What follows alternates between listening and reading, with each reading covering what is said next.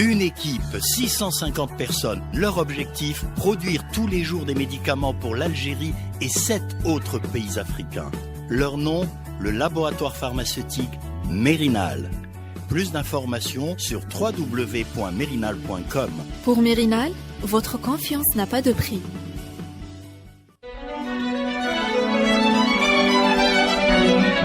Pour bien s'entendre, il faut bien s'écouter. Rendez-vous sur M, la petite radio du Grand Maghreb.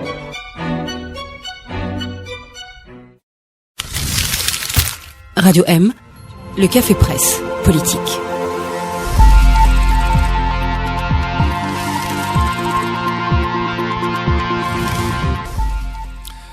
Bonsoir à tous. Nous sommes en direct sur Radio M pour un nouveau CPP, un café presse politique. Bonsoir à nos invités. Bonsoir Akram Kharif.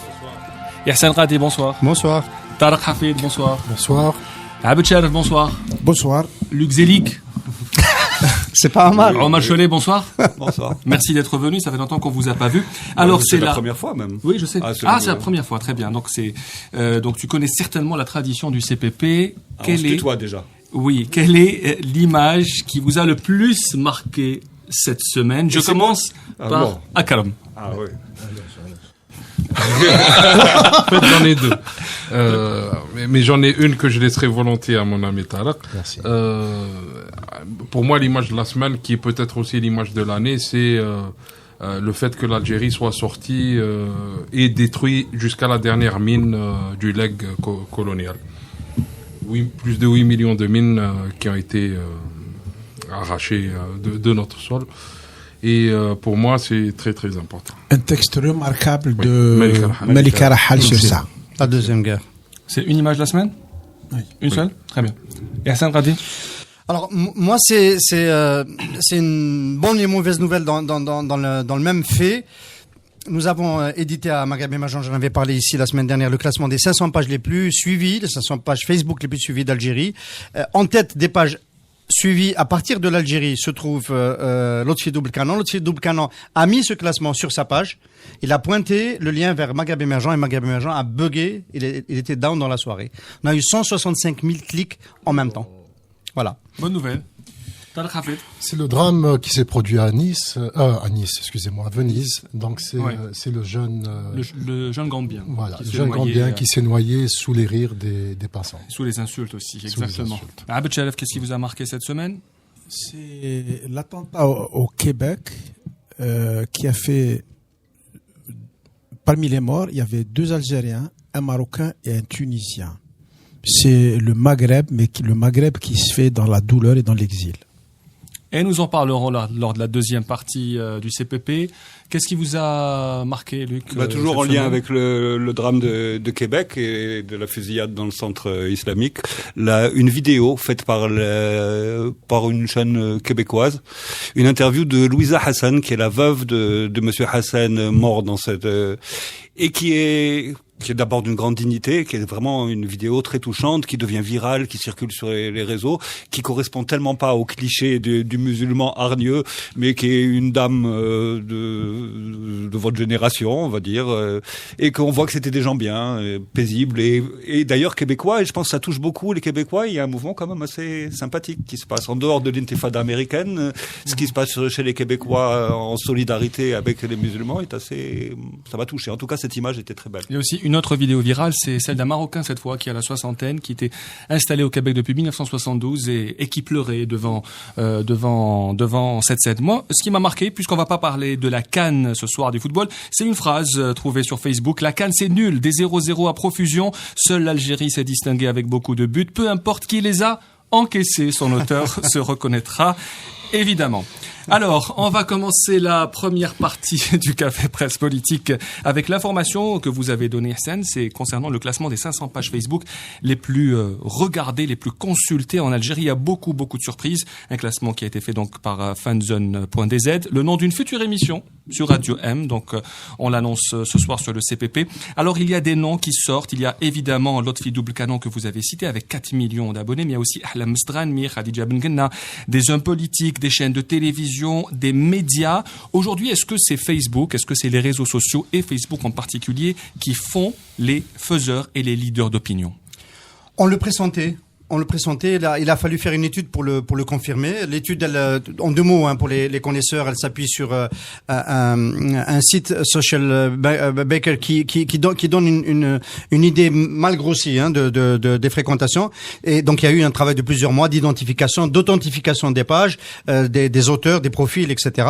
Et ensuite un classement. Donc le classement, il montre que effectivement en Algérie, si on regarde les Facebookers qui existent en Algérie et qui suivent des pages Facebook, les leaders d'opinion sont quand même des personnalités qui sont des personnalités hostiles au régime, hostile à Bouteflika. Aujourd'hui, peut-être qu'elles l'ont pas toujours été. Il s'agit de Lotfi Double-Canon, 4 millions de fans sur sa page Facebook. Hafid Darraji, 3 millions 200, à partir de l'Algérie. Ils en ont plus à l'international. Et leur influence, on a pu la mesurer. J'ai cité tout à l'heure, comme fait marquant de la semaine, le pointage, le lien de Lotfi Double-Canon vers Maghreb émergent. Lotfi Double-Canon a été content d'annoncer qu'il était en tête de ce classement des influenceurs. Il a eu entre 13h et 18h, 62 000 likes sur le post qu'il avait fait et 600 commentaires. Si vous connaissez un homme politique qui peut avoir autant d'influence et avoir autant de réactivité, d'engagement sur ses posts en Algérie, je suis preneur. Abdelchef, Facebook aujourd'hui est plus puissant que jamais. Rachid Nekaz pour les hommes politiques aussi. Je suis pas très convaincu. Ouais. On est dans une phase primaire du net. Ce qu'on retrouve, ces résultats me rappellent beaucoup la presse écrite. La première expérience c'était à Chourouk l'Arabi. Je ne sais pas si vous avez vécu cette expérience-là. Chourouk l'Arabi qui était un journal totalement people, enfin pas totalement, exactement 50% people, 50% religion.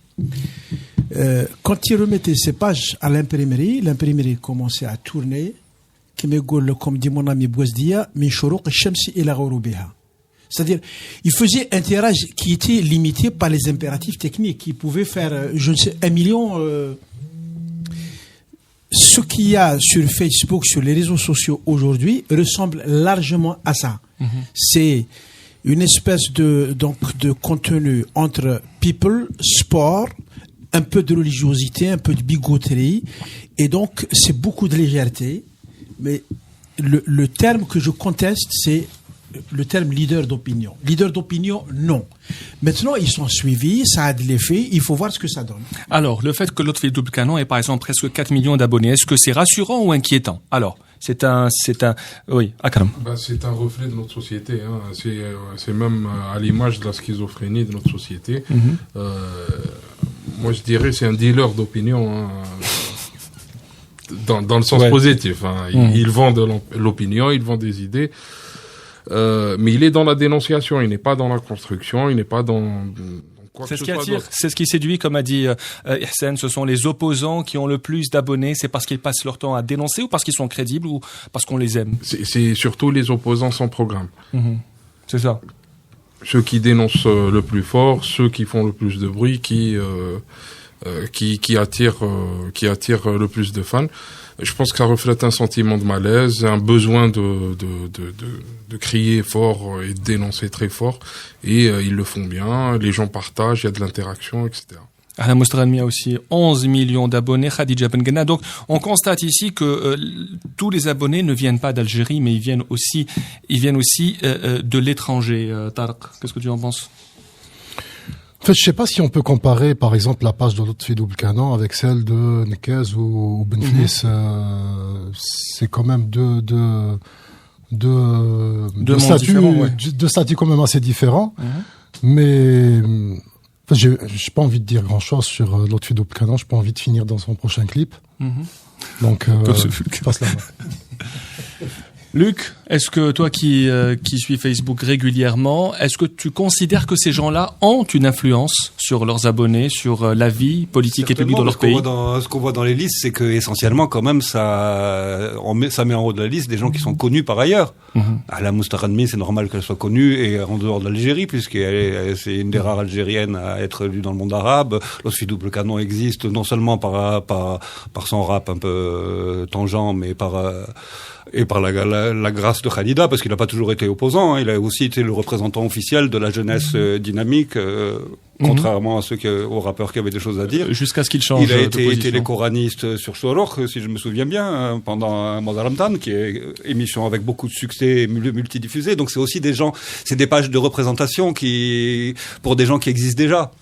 Et moi, ma pratique du Facebook est plutôt dans la zone médiane, où justement s'exprime l'incroyable manque de démocratie, de liberté d'expression que nous vivons, et où ça remplace l'information. Je regarde les vidéos filmées par les gens sur leur portable et qui partagent immédiatement. Ça me permet de savoir ce qui se passe en temps réel à Bjaya récemment ou à Aïd Salah l'an dernier. J'ai plus travaillé sur Facebook et sur les réseaux qui se construisent comme ça. Alors c'est pas forcément les plus vus, mais souvent il y a de l'information à gratter, et c'est celui-là qui est enthousiasmant en tout cas, et créatif et très algérien. On va parler maintenant du volet politique. Vous venez de le dire, Lotfi Doublekano a aussi un peu changé de position ces dernières années parce qu'il était un peu proche du pouvoir. Après il a dénoncé. Est-ce que c'est une bonne chose pour le pouvoir, Ihsan, par exemple, que tous ces opposants virulents soient aussi puissants sur les réseaux sociaux? On dit qu'en Égypte, c'est Facebook qui a fait la révolution. Est-ce que ces gens-là ont du pouvoir aujourd'hui?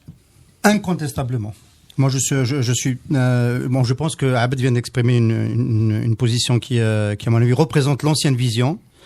Moi, on est aujourd'hui, on se rend pas compte. Absolument. On a besoin des caciques aussi.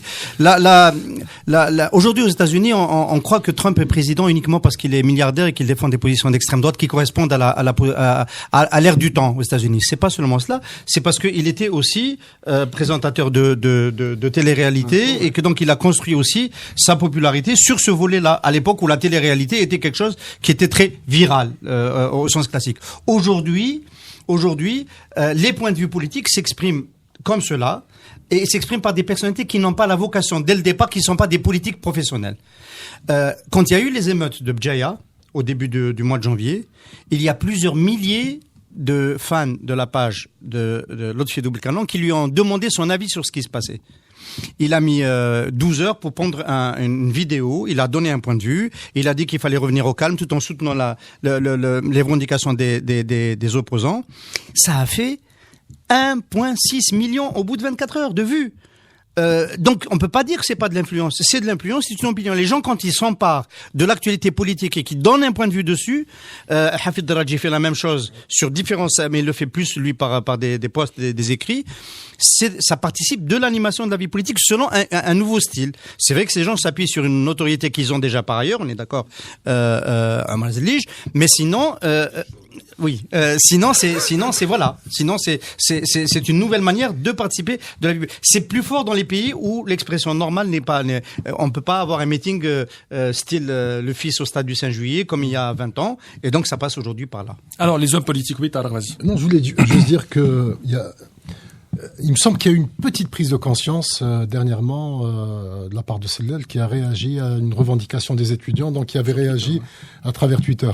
Mais sinon, ces dernières années, les officiels ont toujours pris Twitter et surtout Facebook pour une sorte de jeu d'adolescents. Donc il n'y a pas de réelle conscience aussi de l'utilisation des réseaux sociaux. Il faut préciser qu'il y a des ministres aussi qui ont des comptes Twitter, Abdelkader Msahel, Abdelmalek Sellel, Nouria Ben Ghabrit, Hamid Green, et dernièrement, effectivement, le Premier ministre a réagi sur son compte Twitter. Il y a aussi la page Facebook de la présidence de la République, à travers laquelle Ahmed Ouyahia a réagi pour présenter ses condoléances après la mort du ministre du Commerce, Barti Blaïb. Donc, ils se mettent aujourd'hui aux réseaux sociaux pour contrer, par exemple, Rachid Nekez, 1 million d'abonnés, Benflis 1,3 million. Est-ce que c'est la guerre des réseaux sociaux aujourd'hui entre pouvoir et opposition? Abed? Sur les réseaux sociaux, les politiques ont été obligés d'y aller parce qu'ils n'ont pas la possibilité d'aller ailleurs, en fait. Et beaucoup se complaisent dans cette situation où ils pensent que Facebook, ça dispense d'avoir un programme, d'avoir un parti, un appareil politique, ça dispense de faire un vrai travail sur le terrain.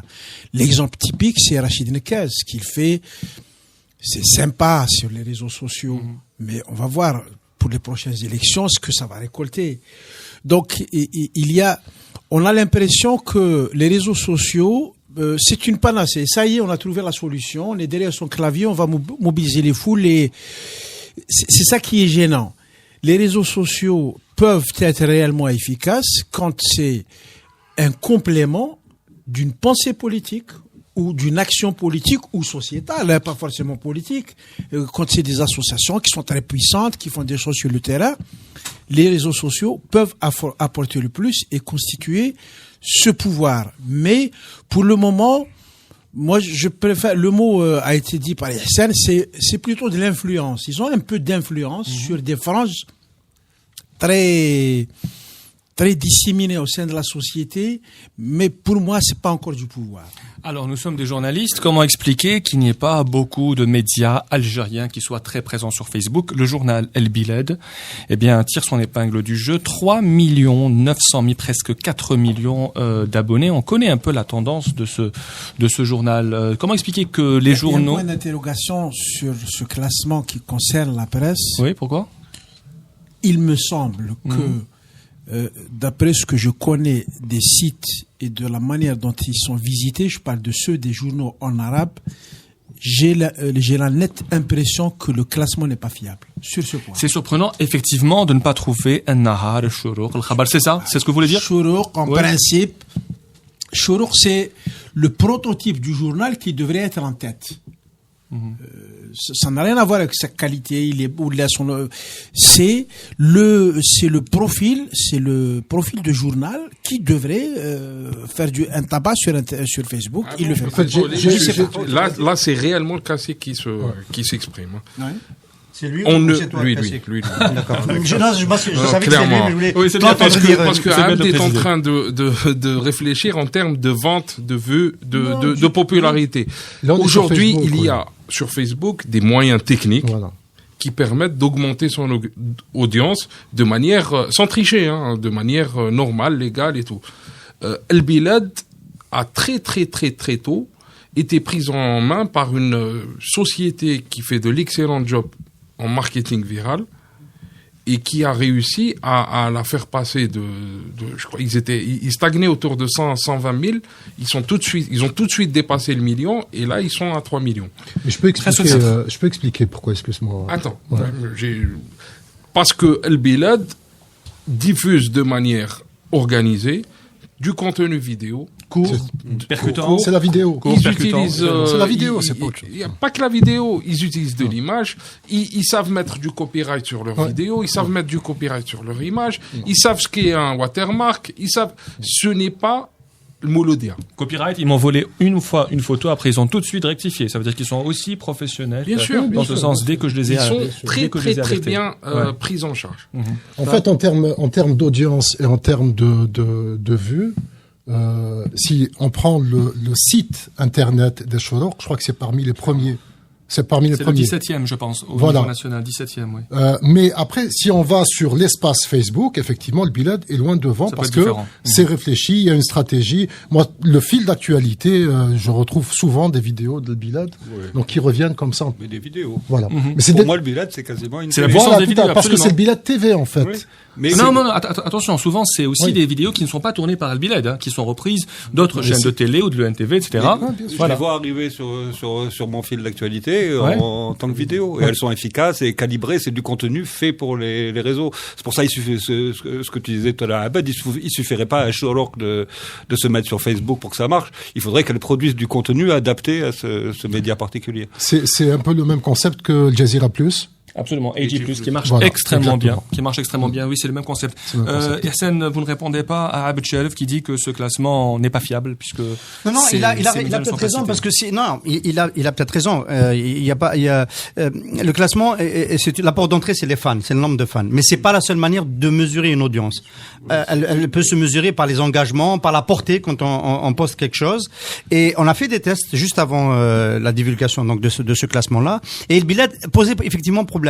Quand il postait quelque chose, il n'avait pas la même portée que par exemple des médias, d'autres médias classés plus loin, qui eux obtenaient plusieurs dizaines de milliers de réactions sur un post. Donc ça pose le problème des fans achetés. Parce qu'en fait, il y a une trame derrière qui est celle sponsorisée. C'est bon, nous on l'appelle pour aller vite, on dit acheter. Et donc les fans achetés, ce sont pas des fans qui sont engagés. C'est-à-dire ils vont pas suivre le contenu de la page qu'ils ont liké, et donc ils vont pas réagir, ils vont pas, voilà. Et ça c'est le travail aussi des agences, que de gonfler une audience de façon un peu artificielle. Et on peut supposer que le Bilad en a profité. Donc il aurait peut-être fallu faire le ratio engagement nombre de fans.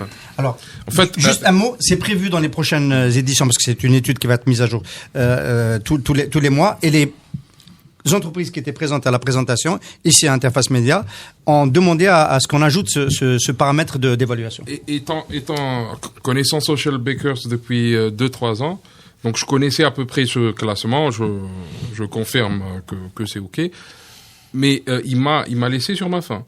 J'aurais aimé, par exemple, savoir dans quelle langue s'exprimaient les gens qui avaient ces pages. J'aurais aimé avoir plus d'informations, leur gender, leur genre, je ne sais pas, ce qu'ils utilisaient, est-ce que c'était du mobile, est-ce que c'était du PC. Oui. C'est très très important de le savoir. On sait maintenant que le taux de l'utilisation sur mobile a explosé, presque 40-50%, notamment pour le site comme TSA. Il semblerait qu'il y ait des journaux qui aient fait le choix de ne pas avoir une page Facebook. Je pense que le Watan et le Moudjahid n'ont même pas de page Facebook. Donc c'est normal qu'ils ne figurent. Oui. Oui, le Moudjahid est un journal important quand même. Oui, ils ont une page fax. Alors il y a une Attendez, il faut pas parler comme ça. Il y a aussi des classiques du secteur public qui aimeraient pas. Si moi, je me retrouve à partager souvent des articles de Moudjahid parce qu'ils sont faits à l'ancienne, mais ils sont complets. Voilà, si le directeur, si Monsieur Cholfi nous écoute, on le salue, c'est le directeur de Moudjahid. Alors il y a une émission spéciale qui va être bientôt diffusée sur Radio M qui s'appelle fanzone.dz. En quoi va consister cette émission, Yassine? Que de parler de Facebook? De parler des évolutions qu'il peut y avoir d'un mois à l'autre dans ce classement-là, qu'est-ce qui il faut dire, il y a un volet people aussi, il y a les sportifs qui tiennent le haut le haut du classement, il y a des artistes, Chaprel des 4e d'ailleurs au classement global, des romanciers, ça fait plaisir quand même, des journalistes, Khadija Bengerna en est une, et il s'agira d'essayer d'explorer un peu les évolutions de la société algérienne à travers ce classement-là, en introduisant tous les paramètres de lecture que vient d'évoquer Akram, qui sont des paramètres. Est-ce qu'on rentre avec un téléphone mobile? Est-ce qu'on réagit plus à une vidéo? Quel type de vidéo? Qu'est-ce qui fait le buzz? Voilà. Vous avez pas... Oui, Abed, allez-y. Non, je voulais pas aller dans cette polémique. Moi, je maintiens ce que j'ai dit. On en parlera dans un mois.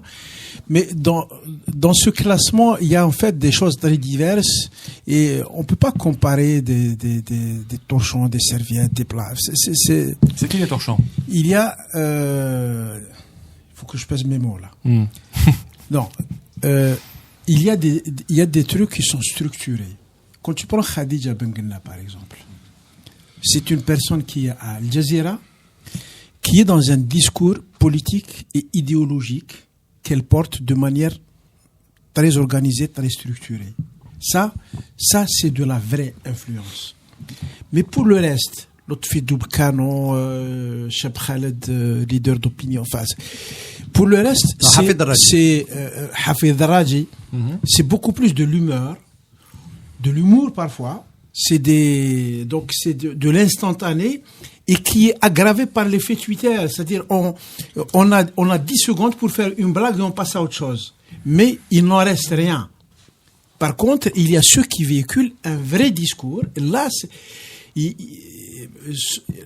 ça aurait été intéressant de savoir aussi quels sont les sites à l'étranger qui sont consultés par des Algériens. Et là, on va avoir une énorme surprise. Les sites, les chouyours médiatiques. C'est les sites du X d'abord. C'est les sites du porno d'abord. Il faut pas. Oui. Faut pas. Il y a pas de suspense. Ça c'est ton terrain. Moi, je parle de ce que je connais. Dire quelque chose, ouais. Donc, on serait étonné. Quelqu'un, comment s'appelle le cheikh d'Al Jazeera? Le Qaradawi n'est plus là, mais les autres, l'Arifi ou Hadouk. C'est gigantesque qu'ils ont comme. Et je serais intéressé de savoir comment ils sont suivis en Algérie. Et ça, c'est de l'influence, c'est de la vraie influence. Et le journaliste Hamdi Bala vient de nous expliquer sur Twitter qu'en fait, El Moudjahid possède une page Facebook. Une question, Abed Sharif. Est-ce que vous pensez que Khadija Benguena est une femme respectable? Oui ou non? Oui. Oui. Alors vous êtes d'accord avec Ali Benflis. Et ça, il faut le mentionner. Parce qu'il l'a dit il y a quelques jours. Voilà, c'est la fin de la première partie du CPP, le Café Presse Politique. On se retrouve dans un tout petit moment. Une équipe, 650 personnes. Leur objectif, produire tous les jours des médicaments pour l'Algérie et 7 autres pays africains. Leur nom, le laboratoire pharmaceutique Mérinal. Plus d'informations sur www.mérinal.com. Pour Mérinal, votre confiance n'a pas de prix.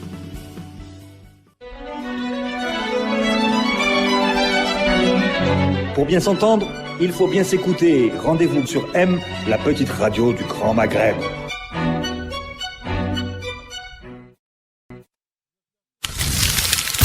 Radio M, le Café Presse Politique.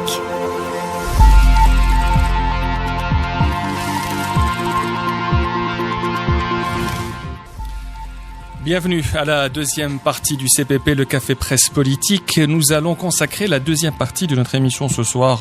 Je peux juste, excuse-moi. Oui, bien sûr, vas-y. Monsieur avait quelque chose à dire. Abed Sharif avait quelque chose à dire sur Internet? Tu sais? Oui, je suis certain, oui. Tu avais dit, dans cette honorable assistance, tu es... Ah non, ça je le dis en privé. Non, s'il te plaît, dis-le. Non, s'il te plaît. Enfin, je vais le dire à sa place. Leader que c'est le premier à avoir lancé... J'ai été le premier à avoir lancé un site Internet. Voilà. Et qui est très consulté? Oh, ça fait longtemps, il n'existe plus. Après, Akram te traite de classique. La deuxième partie du CPP est consacrée évidemment au fait de la semaine. Tout le monde en a parlé. C'est un sommet de l'Union africaine. Mais d'habitude, on parle pas trop des sommets africains. Mais celui-là, on en a beaucoup parlé. La presse en a fait ses choux gras. Eh bien, pour une raison principale, c'est que le Maroc a fait son grand retour dans la maison africaine. Le Maroc qui avait quitté l'OUA, l'Organisation de l'Unité africaine, en 1984, juste après l'admission de la RAST, la République arabe sahraoui démocratique. Eh bien, le Maroc a donc décidé de revenir et cette admission a été actée par ce sommet africain qui s'est déroulé à Addis Abeba. Le roi du Maroc avait un peu joué avec les mots en disant qu'il se rendait, puis pas, puis finalement il s'est rendu sur place. Il a prononcé un discours hier. Donc officiellement, le Maroc fait son retour. Vous avez écrit un papier extrêmement intéressant, Abed Sharif, équilibré sur cela. Non, pas comme toujours, pas comme toujours. Et vous aviez commencé en disant que cette admission est une victoire pour chacun des protagonistes, mais qu'en fait c'est une victoire du bon sens. Pourquoi c'est une victoire du bon sens, le Maroc qui revient à l'Union africaine? Parce que quand on est englué dans les différents intermaghrébins, on oublie des choses simples et essentielles. Le Maroc est un pays africain. Pourquoi il ne ferait pas partie de l'Union africaine? Ça a gêné les Marocains parce que ils ont fait le chemin, ils ont quitté l'Union africaine il y a 30 ans. L'OUA il y a 30 ans. Et donc c'était difficile de solder cet héritage en disant que finalement c'était une erreur. C'était difficile. Donc il devait présenter un rétablissement d'une situation normale comme une grande victoire. Ça, c'est les Marocains. Bon, j'ai mis un truc sur Facebook. Ils présentent comme une grande victoire le fait d'avoir ouvert un robinet d'eau chaude. C'est ridicule ce qu'ils font. Pour l'Algérie, on a dit qu'elle s'est opposée. Pourquoi l'Algérie s'opposerait? L'OUA a des textes, il faut les respecter. Et donc l'Algérie n'a aucun intérêt à s'opposer. Mais en fait, dans tout ça, moi, ce qui me gênait, c'est que on était totalement sur le secondaire. Pour moi, ce qui était fondamental, c'est que jusque-là, le conflit du Sahara occidental était dans l'impasse depuis, on va dire, 25 ans.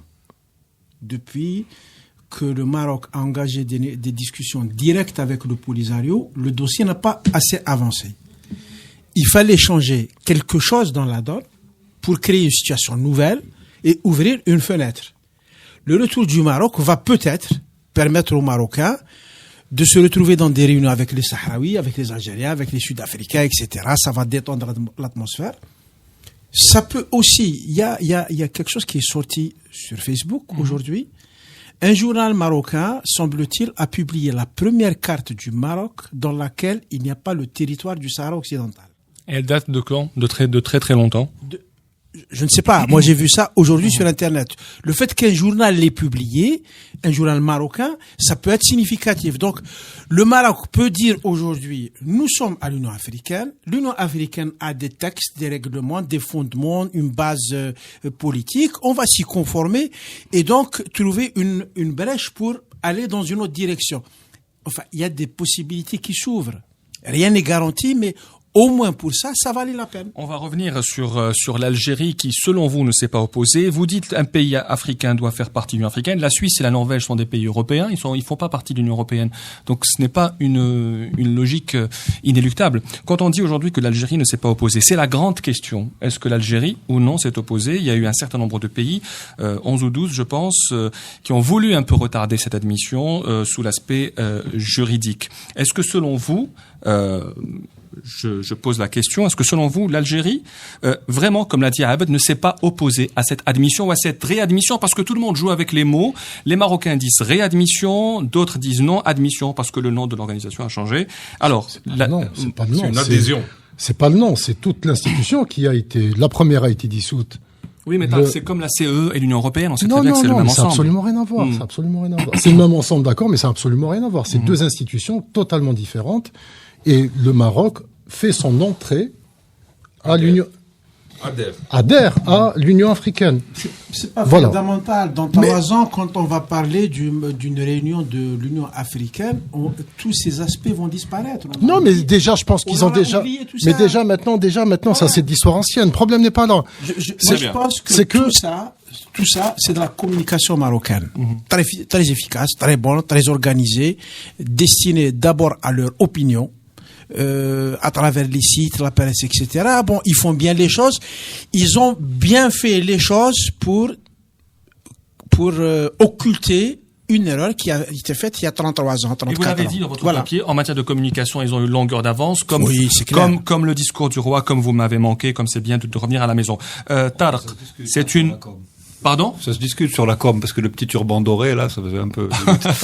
Avec le petit logo. De leur opinion, c'est très efficace. Je trouvais qu'il était chic, comme si, avec le petit turban doré, là, ça faisait un peu... ça faisait un peu sultan. Un peu Bollywood, quoi. Un peu mille et une nuits. Mais si son public, c'était l'opinion marocaine. Oui, bien sûr. Si les Marocains sont fiers d'avoir un costume et un petit turban doré. Alors, avant de parler de la question sahraoui, qui est fondamentale, évidemment, Tarek, est-ce que vous pensez que l'Algérie, contrairement à ce qu'a dit Abed, est-ce que l'Algérie a d'une certaine manière voulu s'opposer à cette adhésion? Sincèrement, je pense pas. C'est une reconnaissance de fait de l'existence de la République arabe sahraoui. Pour vous, c'est ça? C'est évident. Il faut juste reprendre les textes fondamentaux de l'Union africaine qui disent que tout membre, tout adhérent doit reconnaître un élément fondamental, c'est les frontières héritées de la colonisation. Donc, de fait, c'est une reconnaissance du voisin sahraoui. C'est-à-dire que c'est les textes qui le disent. Après, sur le plan diplomatique, sur le plan politique, comment tout ceci a été géré, je vois que c'est juste une entrée officielle d'un État africain au sein de l'Union africaine. Et Hassan, le Maroc qui revient dans la maison africaine, c'est une bonne nouvelle. Nous parlerons aussi du Maghreb après, parce que vous en avez parlé aussi. Bien sûr que c'est une bonne nouvelle. Pour les raisons qu'a cité Abed, c'est une vraie bonne nouvelle. C'est une opportunité pour les processus d'intégration, pour que les protagonistes se parlent. Ce n'est pas l'événement que présentent les Marocains, c'est clair. C'est les Marocains qui ont quitté l'instance africaine parce que l'instance africaine avait reconnu la RASD. C'est les Marocains qui reviennent alors que la RASD est toujours là. Donc, à mon avis, il n'y a pas de lieu d'en faire un acte de triomphal. Maintenant, il faut politiquement transformer tout ça. Mon problème, c'est ça. C'est faire en sorte que cette présence, ce retour, qui peut ouvrir éventuellement des brèches, en théorie, soit transformé politiquement. Et pour que ça soit transformé politiquement, il faut qu'il y ait un lieu où on fait des ouvertures, on fait des propositions. La dernière proposition qui s'est faite sur le dossier sahraoui, c'est une proposition marocaine. C'est celle de l'autonomie élargie, qui a été rejetée par le Polisario et par l'Algérie, et par d'autres pays évidemment de l'Union africaine, qui a fini par ne pas pouvoir être adoptée par les Nations Unies. Aujourd'hui, je pense que si on était dans une configuration qui n'est pas celle de l'Algérie d'aujourd'hui, c'est-à-dire d'un pays qui n'a de proposition sur quasiment rien, ce serait à nous, à Alger, de faire une nouvelle proposition, de faire une ouverture.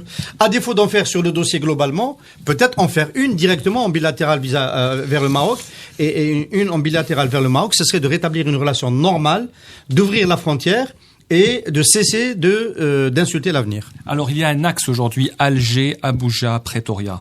Est-ce que Rabat peut, selon vous, adhérer à cet axe qui dirige l'Union africaine, ou bien Rabat va rester en dehors? Qu'est-ce que vous en pensez? Est-ce que le Maroc va accepter quand même ce contrôle algéro-nigério-sud-africain sur l'Union africaine? Il y a plein d'axes à l'intérieur de l'Union africaine. Par exemple, lesquels? Il y a l'axe israélien, par exemple, dans lequel vient s'inscrire le Maroc, qui comporte des pays comme l'Ouganda, le Kenya, le Rwanda. Togo. Comme par hasard, c'est les pays que le roi du Maroc a visité juste avant.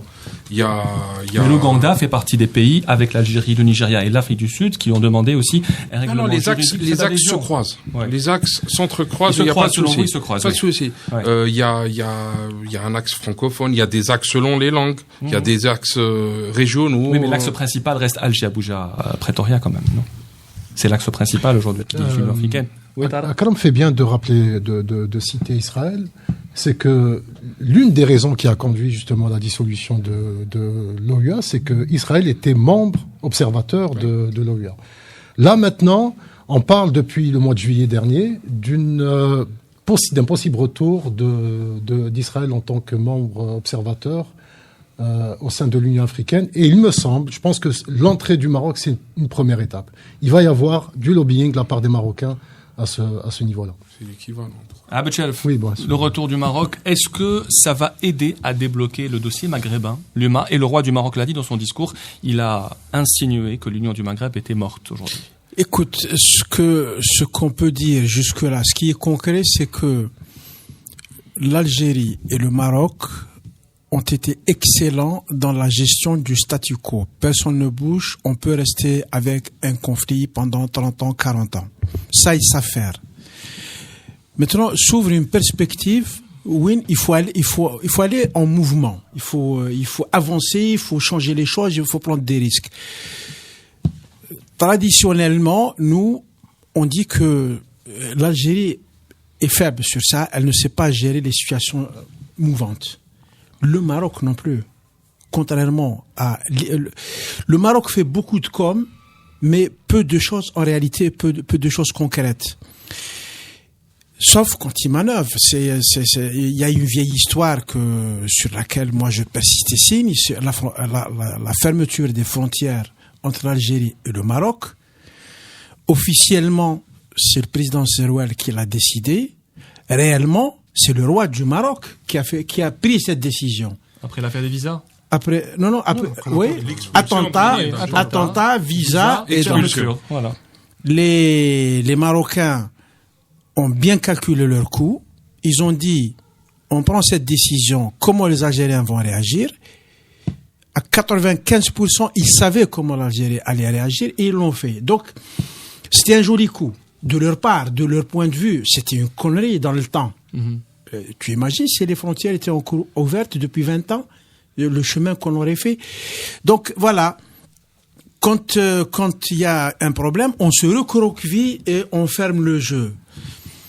C'est tout ce qu'on sait faire. Est-ce qu'on va faire autre chose? Je ne sais pas. Il faut préciser que les Marocains ont été les premiers de manière unilatérale à restaurer les visas. Non, à enlever le visa. Le roi Mohamed VI a été le premier de manière unilatérale, puis suivi par l'Algérie qui n'a pas apprécié aussi une décision unilatérale. Tarek, tu voulais ajouter quelque chose? Ça, c'est encore une fois, c'est la communication marocaine. Moi, je sais que à cette époque-là, quand les Marocains, quand on parlait d'ouverture des frontières, biens, marchandises, services, etc., il y a eu un contact au plus haut niveau. Et la proposition algérienne aux Marocains, c'était de dire, on n'ouvre pas la frontière pour les personnes. On le fait pour les marchandises, pour les services, pour les capitaux, pour les entreprises. Les Marocains ont demandé un délai de 24 heures.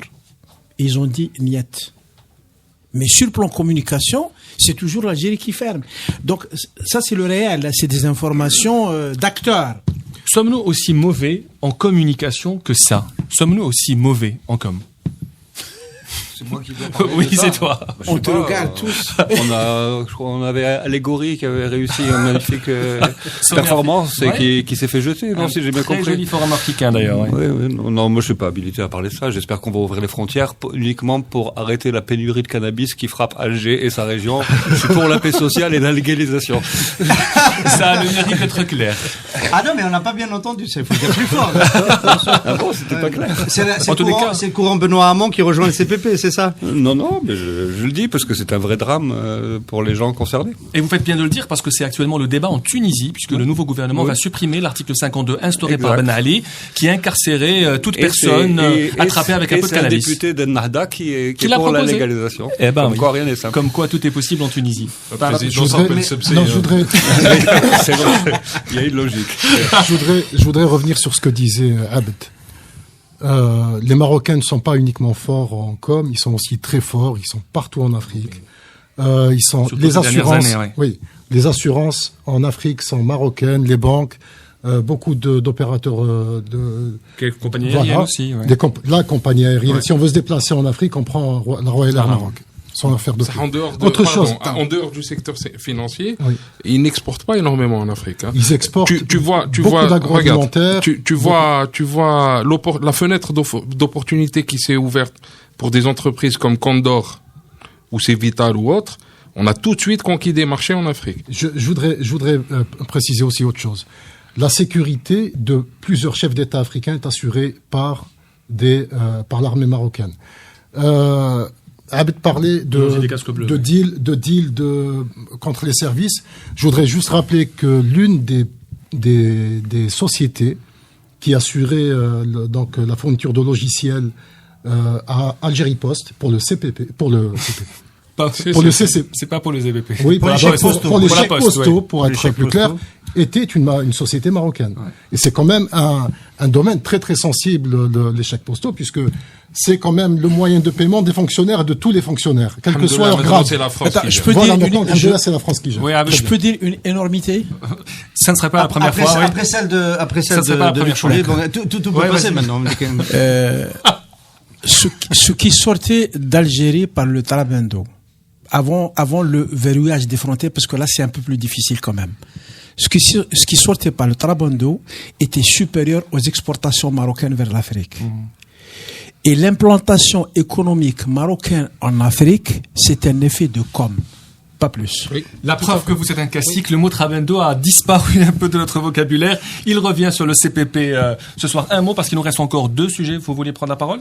Non, je voulais dire juste plus sérieusement. Enfin, Luc dit il veut que la frontière s'ouvre, ne serait-ce que pour permettre de faire face à la pénurie du cannabis. C'est sympa, on peut être d'accord, mais quelque part ça entretient ça entretient un peu un cliché qui est beaucoup repris par les classiques, par les officiels, selon lesquels c'est d'abord ça. Alors que le Maroc, l'intérêt d'avoir une relation commerciale normal, ordinaire, avec un flux de marchandises ordinaire, il est complètement ailleurs. Si on devait légaliser le cannabis en Algérie, j'espère qu'il va nous en arriver ce qui est arrivé à M. Touati, qui a interviewé Melzer Touati, le blogueur ou le pseudo-blogueur, j'en sais rien, qui a interviewé un officiel israélien. J'espère qu'il nous arrivera pas la même chose d'avoir parlé de la légalisation du cannabis au CPP, mais on peut imaginer que si on devait être dans ce cas de figure, on pourrait faire de la culture de cannabis en Algérie. On n'aurait plus besoin à ce moment-là du Maroc pour cela, dans la même logique. Par contre,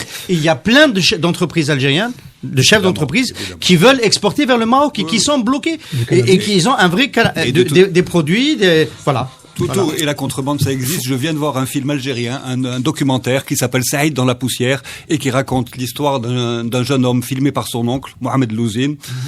Et qui est un type qui transporte du carburant avec des mules par la frontière.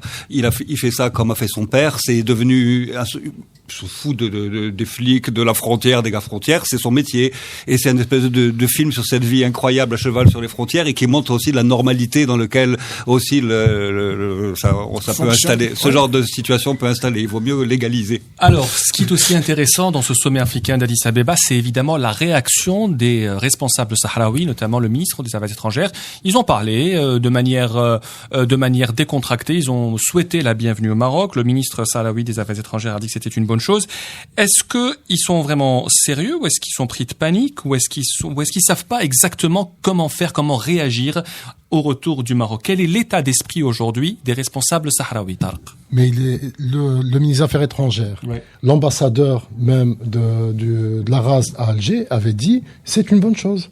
Justement, il faut revenir. Ils l'ont tous dit. Oui, il faut revenir aux textes fondamentaux justement de l'Union africaine qui disent reconnaissance. C'est une reconnaissance de fait de la race, ce qui s'est produit. Vous êtes d'accord? Il y a un point d'interrogation pour les Sahraouis, évidemment. Le Maroc qui revient au sein de l'Union africaine, il y a un risque. Il y a un risque réel, c'est que le Maroc relance les guerres donc autour du conflit du Sahara occidental, ce qui risque de paralyser l'Union africaine. Le Maroc n'a aucun intérêt justement à ce qu'entrer en guerre. Non, pourquoi il n'a aucun intérêt? Il n'a aucun intérêt à entrer en guerre. On ne sait pas en guerre, pas déclarer la guerre. Oui. Au sein de l'Union africaine. Au sein de l'Union africaine, excuse-moi. Non, en fait, ce qui s'est passé. Non, si tu permets que je termine. Allez, termine. Il y a un risque que les Marocains, pour des trucs politiques, protocolaires, etc., on s'assoit pas avec celui-là, on va pas négocier, il risque il faut pas oublier que l'organisation de l'unité africaine a été divisée, empêchée de fonctionner pendant, je pense, 2 ou 3 ans avant le retrait du Maroc. Donc, ça peut faire des dégâts au sein de l'Union africaine.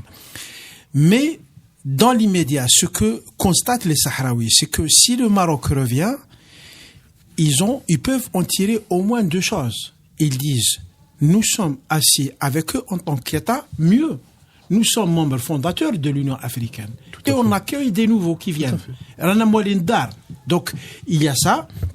Il y a le fait que ils espèrent que ça peut avoir une signification. Ça peut signifier que le Maroc a envie de prendre une nouvelle direction, qu'il a besoin de préparer le terrain, peut-être sur 5 ans, 10 ans, 15 ans ou là, et qu'il faut peut-être l'encourager dans ce sens. C'est une hypothèse. Et ça sera le mot de la fin. C'est la fin du Café Presse Politique. Merci à tous d'être venus. Merci également à Luc d'être venu.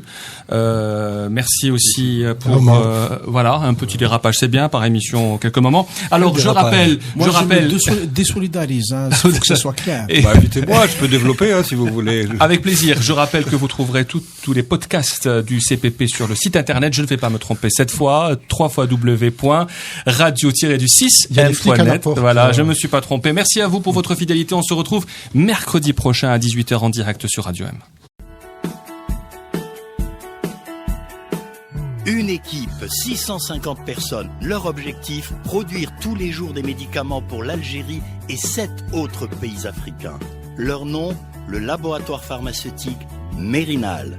Plus d'informations sur www.mérinal.com. Pour Mérinal, votre confiance n'a pas de prix.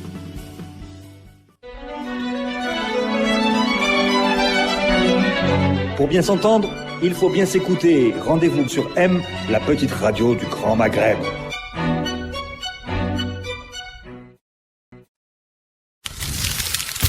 Radio M, le Café Presse Politique.